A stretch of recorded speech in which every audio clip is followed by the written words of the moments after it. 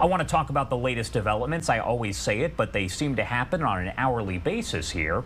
Dr. Howard Stouffer is a professor of national security at the University of New Haven and a friend of the show, joining us now live to talk more about all of this. Thank you so much for taking the time to be here with us this morning.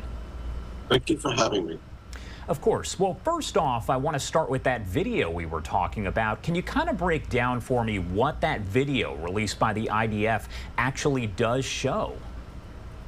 Well, being a non-military person, it appears to be that there is a tunnel shaft that was very clear and distinct, and then they sent down a camera that snaked along the tunnel to a door that they said was booby-trapped. And of course, I think they're being careful about that door, because it may turn out there are hostages behind that door. So they can't just blow it up. I don't know what the Israelis will do. But that door leads to, that was the direction they said was Al-Shifa Hospital. And then they said there's another segment of the tunnel that leads away from where the shaft was. And of course, that leads into the network of tunnels.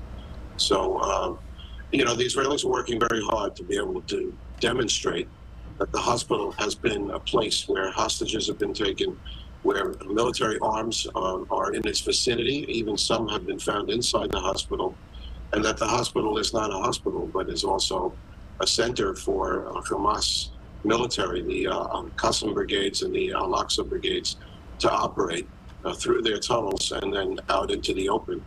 Certainly right after October 7th, it was very clear when they showed Israeli vehicles carrying hostages, and these other pictures you're showing now all demonstrate that this is not only a hospital, but it's also a place where they are executing or carrying out, I shouldn't use the word execute, they're carrying out their mission to hide hostages and keep Israel at bay. And one other topic from Sunday here is that Israel's prime minister is pushing back against the reports that a deal has been reached to free dozens of hostages in exchange for a pause in fighting. We are going to talk more about that in a second, but I also want to talk about the Palestinian Authority spokesperson who claimed a new report showed that Israeli helicopters actually bombed Israel during the festival attack back on October 7th. Israel's prime minister did respond, Netanyahu calling the claims, quote, utterly preposterous. I want to play his comments for you, and then we will discuss those. Today, the Palestinian Authority spokesman in Ramallah said something utterly preposterous. It denied that it was Hamas that carried out the horrible massacre at the nature festival near Gaza. It actually accused Israel of carrying out that massacre. This is a complete reversal of truth. Abu Mazen, who in the past has denied the existence of the Holocaust, today is denying the existence of the Hamas massacre. And that's unacceptable. My goal is that the day after we destroy Hamas, any future civil administration in Gaza does not deny the massacre, does not educate its children to become terrorists, does not pay for terrorists, and does not tell its children that their ultimate goal in life is to see the destruction and dissolution of the state of Israel. That's not acceptable, and that is not the way to achieve peace. Dr. Stouffer, I do want to get your opinion on what you just heard, what you saw. Now, we know that the Palestinian Authority has claimed things in the past. There's a lot of back and forth there. But to hear them actually say that Israel bombed itself on October 7th, according to a report, kind of break that down for me and give me your thoughts overall. Well, when I first heard that as well, I was thinking, you know, this is the work of Joseph Goebbels, the fascist propagandist that worked for Hitler. This is what you do. You put out a big lie, and the bigger the lie, more likely people would believe it, because it's such a big lie, having there be non-truth to it. And of course, it is absolutely outrageous. I wouldn't even dignify it with a comment saying that it should be just totally ignored. And of course, you may remember after 9/11 in the United States, there were people who came out and said that the government of the United States under George W. Bush had actually carried out the attack for some purpose of going after terrorists. You have that almost every time there's a major attack. You have these kind of lies that are put out there. And these lies are just designed to confuse people. There's nothing to it. I really think the Palestinian Authority loses whatever shred of credibility it might have had before by having its spokesman make a statement like that.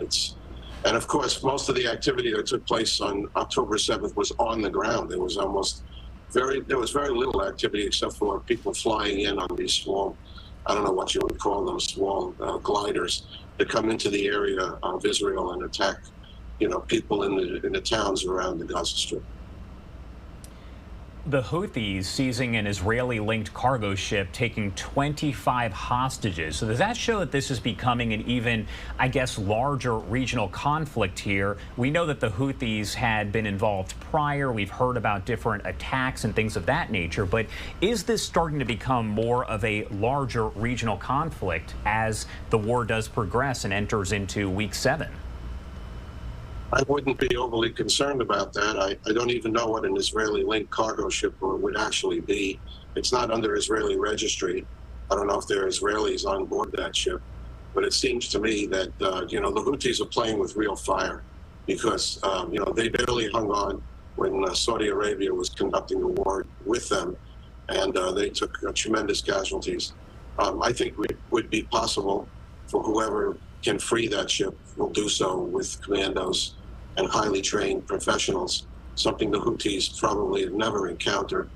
And I would imagine that if they keep doing this, that they will be fired upon, just as the U.S. has been attacking the Iranian bases located in Syria and Iraq that have been firing on American forces. And we have attacked them numerous times now.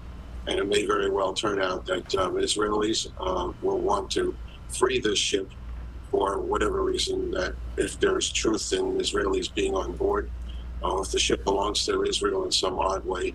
And I think the Houthis need to be reminded that they don't have a fight in this because they could lose everything.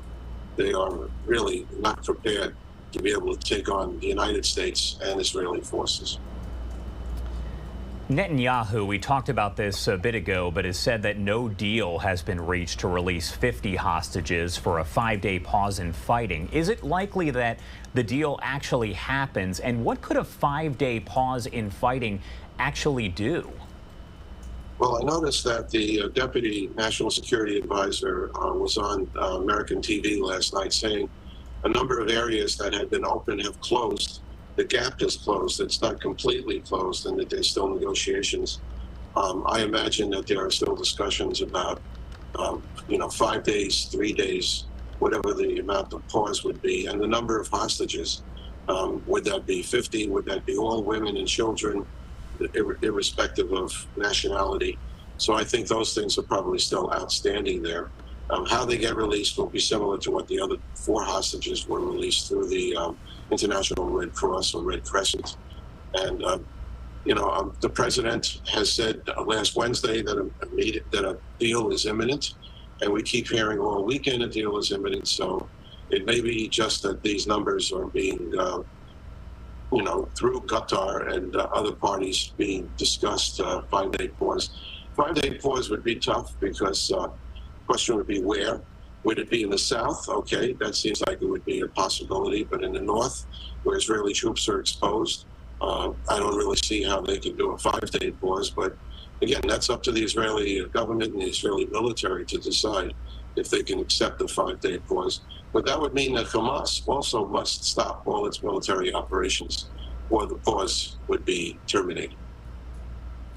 Let's talk about the situation ongoing over in Gaza right now. We know that 31 premature babies were kind of moved from Shifa Hospital. There's been some fighting there happening in and outside of Shifa Hospital. As far as the U.S. is involved, has the U.S. involvement changed over the past several weeks, or is exactly where it was when the war kind of broke out? Well, there's no doubt when President Biden visited Israel at the beginning of this conflict, or even before the conflict got initiated by Israel, he visited there and he had very serious discussions about the best way to go forward to be able to destroy Hamas leadership and military capabilities, and to watch out for civilians, because we made the same mistakes in Iraq, and many civilians died during the American occupation, and that didn't create any love for the United States as a result of that. I don't think that we fundamentally have changed our position. The president has not used the word ceasefire, but he has used the word pause, and other American officials have talked about a pause. to let more food and water and medical supplies and possibly even some fuel that would be for the UN or for directly to hospitals in the south. I'm not sure how a pause would work in the north because basically Gaza City is surrounded and the hospitals now are being abandoned. As far as the developments here, we know that allies of Israel have actually called for a ceasefire, some of them. We've heard that term ceasefire thrown around. As you said, the U.S. hasn't necessarily said it. But does any of this, any of the comments from the allies or other countries have any sort of effect on what Netanyahu actually does moving forward? I believe I met him and knew him in the 1990s when I served at the American Embassy in Tel Aviv. And I just think, you know, he's going to hold out.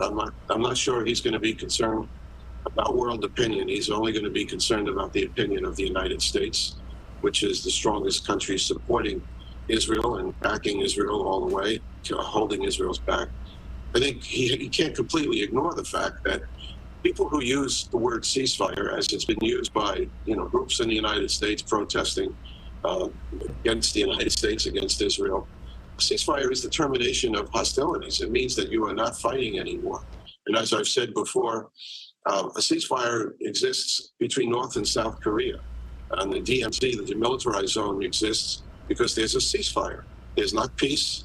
There's not, you know, any kind of a pause. It's a ceasefire. No further military activities will go on. That will give a huge win to Hamas because they will survive for another day and be able to attack Israel again. And Israel will not accept that. Now, a pause, on the other hand, means exactly that there is a temporary stop in military activities. What exactly is defined by that may very well still be under negotiation between Israel and Hamas through Qatar and the United States and other parties. What does a pause really mean, and where would there be a pause in Gaza? Would it be in the south and partially in the north, not in the north at all, and for how long, for how many days? So I think it's a far more complex issue than people who just have been protesting saying we want a ceasefire. What does a ceasefire mean?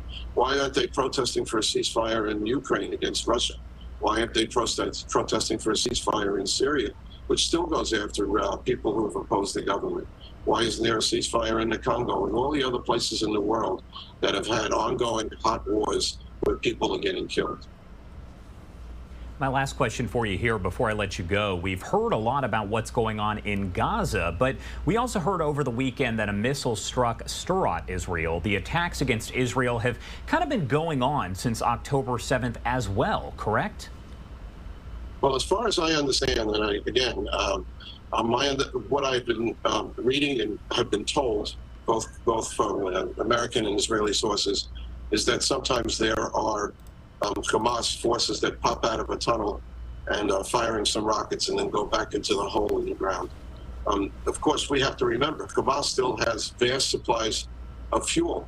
They have had, at one point, I don't know if they still do, but a few weeks ago, they had as much as 200,000 gallons of fuel that you need in order to light the tunnels, in order to create air filtration, and to fire rockets. So if they're still firing rockets, it means they have fuel, and they haven't cared one iota about the people in the hospitals that need the fuel to keep the incubators going and all of the electronic equipment that we all take for granted in hospitals when we go there for help. So it really is working against them. If you really think about the fact that they can fire rockets using fuel, that means they have fuel and people are just being left in North and South Gaza without any alternative for medical help.